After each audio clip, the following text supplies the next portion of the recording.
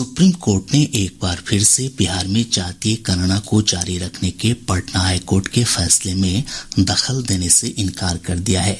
न्यायालय ने कहा कि तब तक जातीय गणना करने या रिपोर्ट प्रकाशित करने पर रोक नहीं लगाई जाएगी जब तक कि इसके खिलाफ प्रथम दृष्टया मामला नहीं बनता हो। न्यायमूर्ति संजीव खन्ना और न्यायमूर्ति SVN भट्टी ने इस मामले में केंद्र सरकार को 1 सप्ताह में जवाब दायर करने की अनुमति दी। पीठ ने केंद्र को यह अनुमति तब दी जब सॉलिसिटर जनरल तुषार मेहता ने कहा कि राज्य सरकार द्वारा कराए जा रहे इस सर्वेक्षण के कई परिणाम हो सकते हैं और इसलिए केंद्र इस मामले में जवाब दायर करना चाहता है। सॉलिसिटर जनरल जातीय सर्वे के संभावित परिणामों के बारे में पीठ को विस्तार से नहीं बताया। उन्होंने जवाब दाखिल करने की अनुमति देने और तब तक सुनवाई स्थगित करने की मांग की। इसके बाद पीठ ने इस मामले पर 28 अगस्त तक के लिए सुनवाई स्थगित कर दी। इधर जातीय गणना में ट्रांसजेंडर को अलग जाति की सूची में रखने के खिलाफ दायर याचिका की सुनवाई के दौरान पटना उच्च न्यायालय ने कहा कि ट्रांसजेंडर को एक विशेष जाति नहीं मानते हुए अलग समूह माना जाए। ट्रांसजेंडर रेशमा प्रसाद की अर्जी पर मुख्य न्यायाधीश विनोद चंद्रन और न्यायमूर्ति पार्थ सारथी की खंडपीठ ने कहा कि ट्रांसजेंडर को भूलवश जाति की सूची में शामिल किया गया है। आपराधिक मामलों की जांच और निगरानी को लेकर पुलिस मुख्यालय ने जिला पुलिस अधीक्षक से लेकर थानाध्यक्ष तक की जिम्मेदारी तय कर दी है। पुलिस मैनुअल के अनुरूप नए दिशा निर्देश तत्काल प्रभाव से लागू हो गए हैं। पुलिस महानिदेशक राजविंदर सिंह भट्टी ने इस संबंध में आदेश जारी कर दिया है। अपर पुलिस महानिदेशक मुख्यालय जितेंद्र सिंह गंगवार ने बताया कि सभी विशेष मामलों की जांच, नियंत्रण और अंतिम रिपोर्ट तक की जिम्मेदारी पुलिस अधीक्षक निभाएंगे। इनमें से कुछ विशेष मामलों की जांच SP अपने स्तर से पुलिस उपाधीक्षक को सौंप सकते हैं। प्रदेश में मानसून एक बार फिर से सक्रिय हो गया है। कल देर रात पटना सहित अनेक स्थानों पर बारिश होने से लोगों को भीषण गर्मी और उमस से राहत मिली है। मौसम विभाग ने अगले 24 घंटों के दौरान पश्चिम चंपारण और किशनगंज जिले में कुछ स्थानों पर अति भारी बारिश का अलर्ट जारी किया है। इस दौरान पूर्वी चंपारण, शिवहर, सीतामढ़ी, मधुबनी, सुपौल, अररिया, पूर्णिया, कटिहार और मुजफ्फरपुर जिले में कुछ स्थानों पर भारी बारिश की संभावना है। विभाग ने इन स्थानों पर मेघ गर्जन के साथ वज्रपात की भी चेतावनी जारी की है। पटना के JP गंगा पथ का विस्तार अब बख्तियारपुर के करजान से भोजपुर के कोइलवर तक होगा। मुख्यमंत्री नीतीश कुमार ने JP गंगा पथ के विस्तारीकरण और सौंदर्यीकरण परियोजना की समीक्षा के दौरान इस संबंध में पथ निर्माण विभाग के अपर मुख्य सचिव प्रत्यय अमृत को आदेश दिया। श्री अमृत ने बताया कि दीघा से गांधी मैदान तक JP गंगा पथ के दोनों ओर 1 लाख पौधे लगाए जाएंगे। उन्होंने बताया कि लोगों के टहलने के लिए पैदल पथ, साइकिलिंग ट्रैक और छठ घाटों का भी निर्माण किया जाएगा। रेलवे बोर्ड की सदस्य जया वर्मा सिन्हा ने पूर्व मध्य रेल में चल रही विकास योजनाओं की समीक्षा की। पूर्व मध्य रेल के महाप्रबंधक अनुपम शर्मा और अन्य विभागाध्यक्षों के साथ पटना में उच्च स्तरीय बैठक में उन्होंने बेहतर रेल संचालन और अतिरिक्त रेल विकास की संभावनाओं पर विचार विमर्श किया। उन्होंने कहा कि जोन के अधिकारी क्षमता विकास पर ध्यान दें ताकि यात्रियों और मालगाड़ियों के संचालन को और अधिक सुगम बनाया जा सके। शिक्षा विभाग ने राज्य के सभी 13 पारंपरिक विश्वविद्यालयों के शिक्षकों और शिक्षकेतर कर्मचारियों के वेतन और पेंशन के लिए 2,362 करोड़ 27 लाख रुपए की स्वीकृति दी है। इस संबंध में जारी आदेश में कहा गया है कि वेतन राशि की गणना 42% महंगाई भत्ता के आधार पर की गई है। चर्चित सृजन घोटाला की मुख्य आरोपी रजनी प्रिया की न्यायिक हिरासत की अवधि 4 सितंबर तक के लिए बढ़ा दी गई है। कल उसकी पटना स्थित CBI की विशेष अदालत में पेशी हुई। इसके बाद अदालत ने रजनी प्रिया की न्यायिक हिरासत बढ़ाते हुए उसे बेऊर जेल भेजने का आदेश दिया।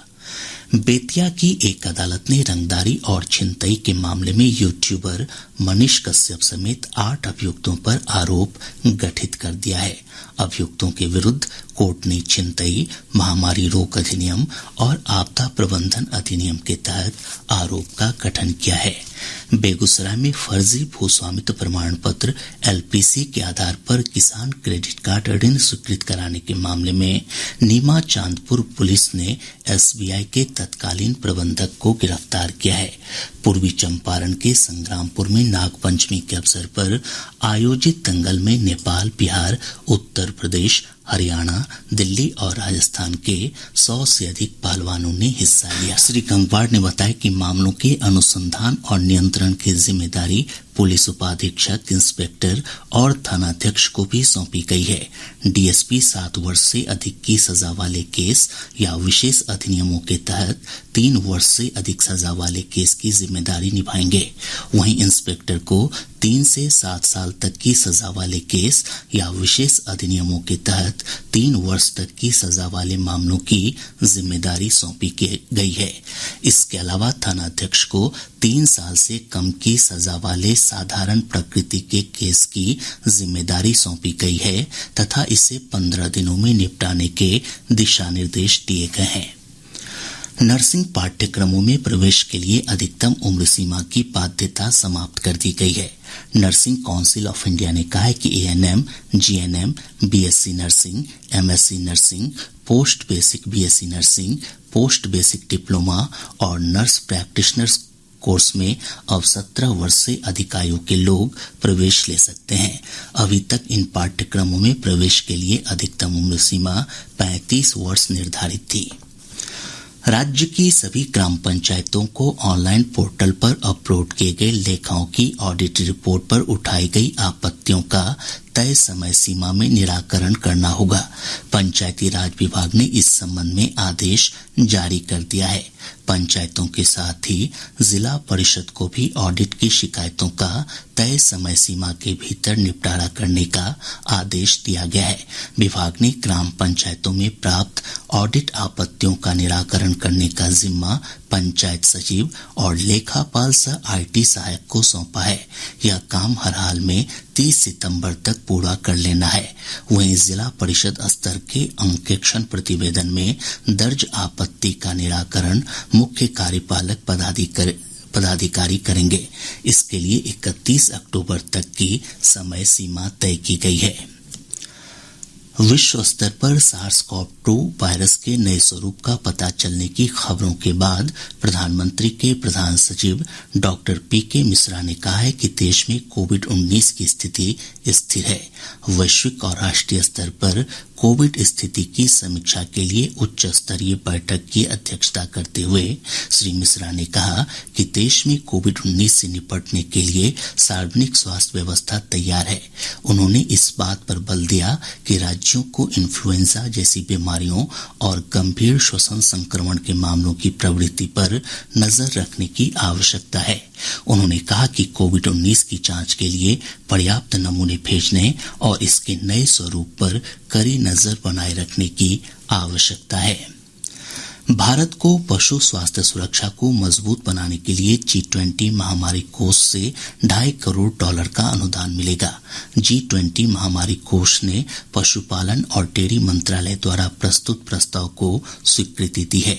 इंडोनेशिया की G20 अध्यक्षता के तहत स्थापित महामारी कोष कम और मध्यम आय वाले देशों पर ध्यान केंद्रित करते हुए राष्ट्रीय, क्षेत्रीय और वैश्विक स्तर पर महामारी की रोकथाम, तैयारी और प्रतिक्रिया क्षमताओं को मजबूत बनाने के लिए महत्वपूर्ण निवेश का वित्त पोषण करता है। शिक्षा विभाग ने बीआरए बिहार विश्वविद्यालय मुजफ्फरपुर के कुलपति और प्रति कुलपति के वेतन रोकने के अपने फैसले को वापस लेने से इनकार कर दिया है। विभाग ने राजभवन को भेजे पत्र में बिहार राज्य विश्वविद्यालय अधिनियम 1976 का हवाला देते हुए कहा कि राज्य सरकार विश्वविद्यालयों को सालाना 4,000 करोड़ रुपए देती है। इस आधार पर विभाग को विश्वविद्यालयों को उनकी जिम्मेदारी बताने और पूछने का पूरा अधिकार है कि वह इस राशि का कहां और कैसे उपयोग कर रहे हैं। चारा घोटाले से जुड़े एक मामले में राजद अध्यक्ष लालू प्रसाद ने सुप्रीम कोर्ट में सीबीआई की उस याचिका का विरोध किया है जिसमें झारखंड हाई कोर्ट से उन्हें मिली जमानत रद्द करने की मांग की गई है। अपने जवाब में श्री प्रसाद ने कहा कि हाई कोर्ट के फैसले से असंतुष्ट होने के आधार पर सीबीआई उनकी जमानत को चुनौती नहीं दे सकती है। राजद अध्यक्ष ने अपनी उम्र और स्वास्थ्य का हवाला देते हुए सीबीआई की याचिका खारिज करने की मांग की है।